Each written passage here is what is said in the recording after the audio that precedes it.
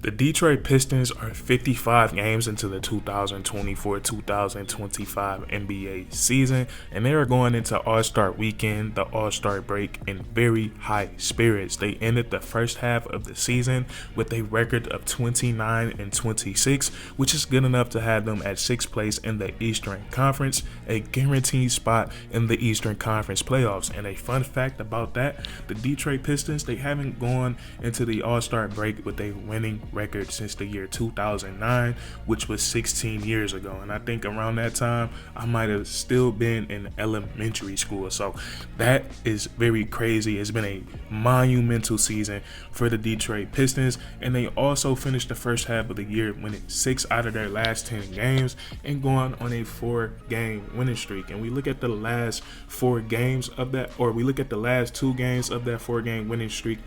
Ultra impressive performances by the Detroit Pistons. They had the Chicago Bulls on back-to-back sets, both games in the city of Chicago. In the first game, the Detroit Pistons, they just absolutely beat the life out of the Chicago Bulls. They won that game by north of 40 points. Malik Beasley, super hot from three-point land. He had 7 3-pointers.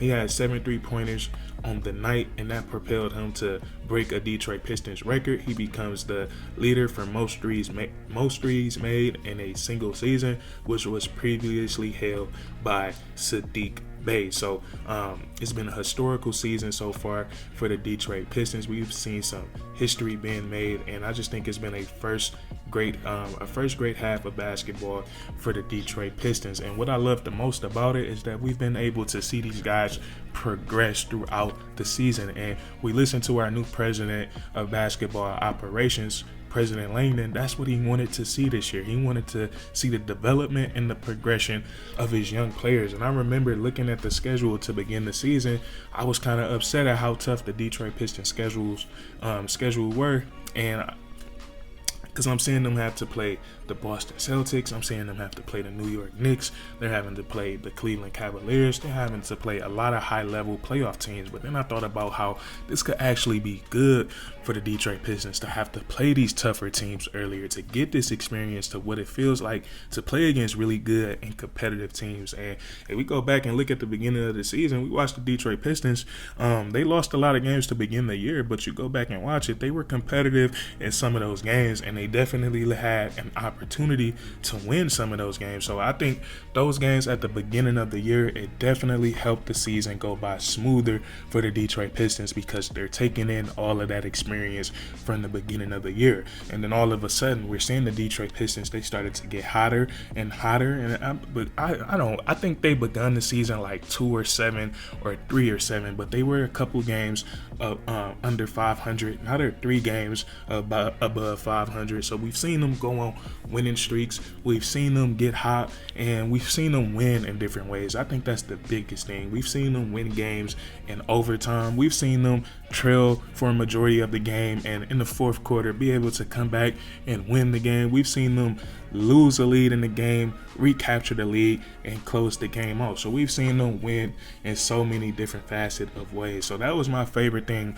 about this first half of the season for the Detroit Pistons. And it got me to thinking that the Detroit Pistons, I think this is just the very beginning of a very special era of basketball in the city of Detroit. Because when you look at the turnaround, I don't think people understand the turnaround that has happened for this basketball team. Looking at the season that they had last year, breaking the record for the losing streak at one point on the NBA season, being 2-26, had Cade Cunningham up at the podium being very confused, very shocked, because he knows what we know is looking at all the talent on this roster. It's no way that we should just have 2 games. But for the Detroit Pistons to go to that and then go to where they are this season, I think it is very big time, especially given what they had to work with. And this last off season, or I should say this last half season of basketball, I'm only 23 years of age. I'm still learning more and more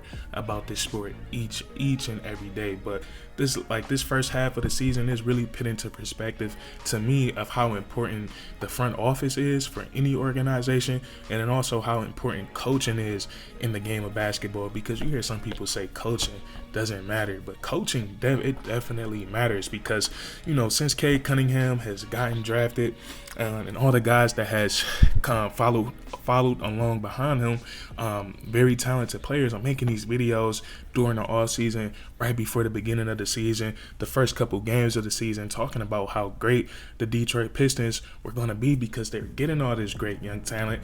And then the season happens, or the season goes on, and it was a bunch of losing. So at the time, I was very confused, because I don't know why the Detroit Pistons weren't getting the results that I expected. And it was never nothing like getting to the playoffs and winning a playoff series, or winning 2 playoff series, but it was more so expecting them to be very competitive and maybe have a chance of getting into the playoffs. So, and I know some years they had injuries to key players like Cade Cunningham, had injuries to Jalen Duren, Jaden Ivey, and then also injuries to the older veteran players that was supposed to help out a lot, Bogdanovich and Jeremy Grant.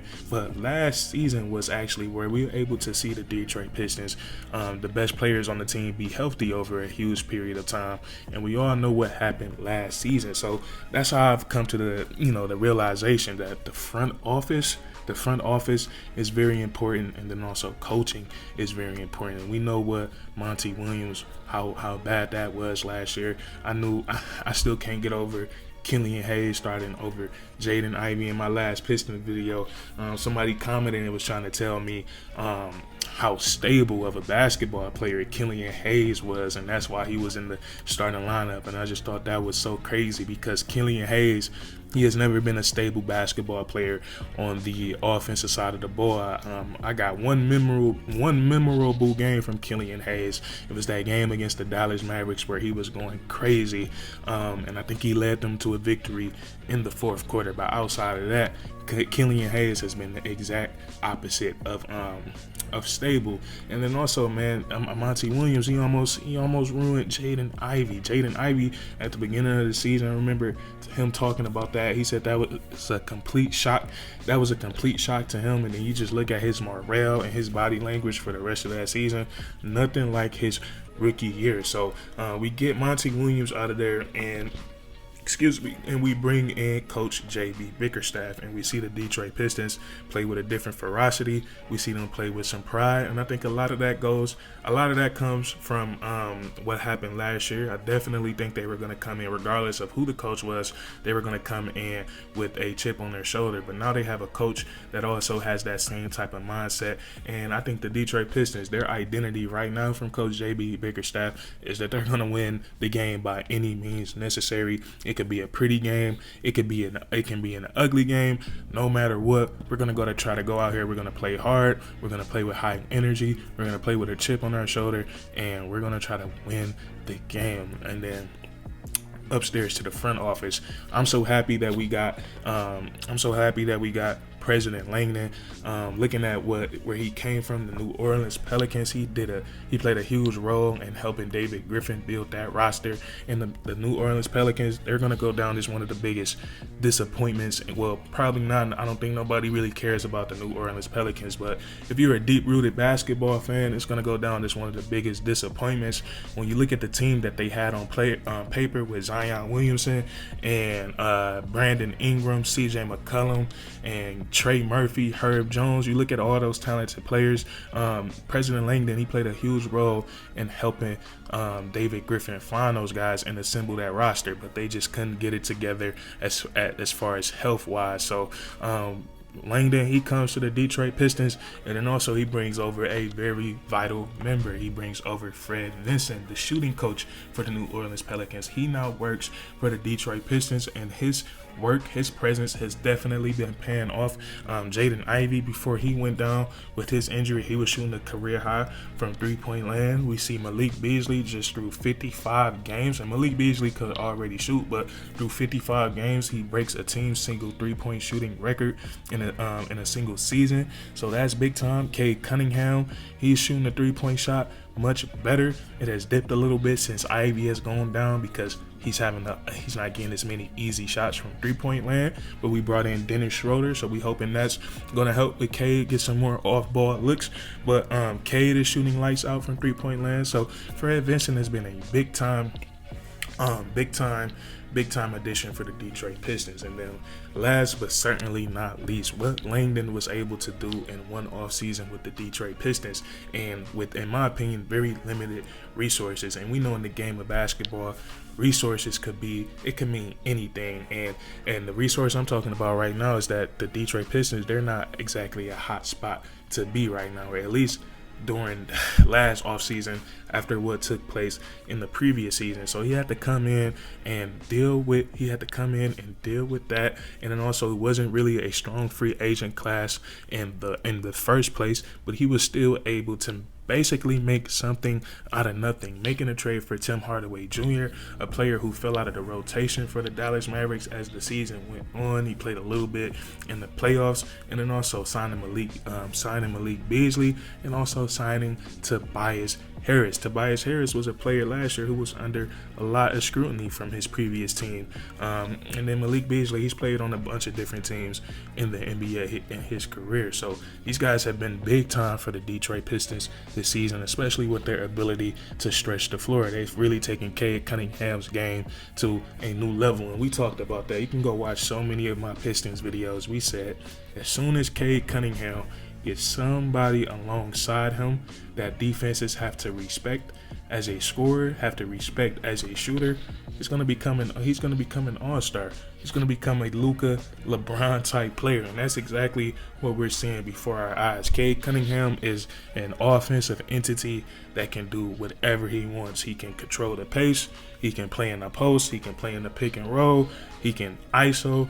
He's truly something fascinating to watch on the game of basketball. And as good as he can score, the way that he sees the game, the passes that he makes it look so easy. So the Detroit Pistons, this has been a great first half of basketball. I'm very confident that they're going to be able to keep it up in the second half of the season. But that's what I want to talk about. This has been amazing. It's been refreshing. I love basketball.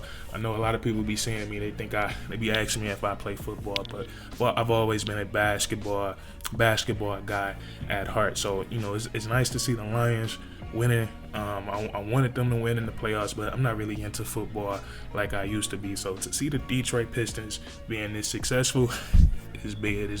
It is big time for me. So you guys enjoyed, please leave a like, comment down below. How do you feel about this first half of the season for the Detroit Pistons? And then subscribe for more weekly content. We do this all the time, man, and that's curtains.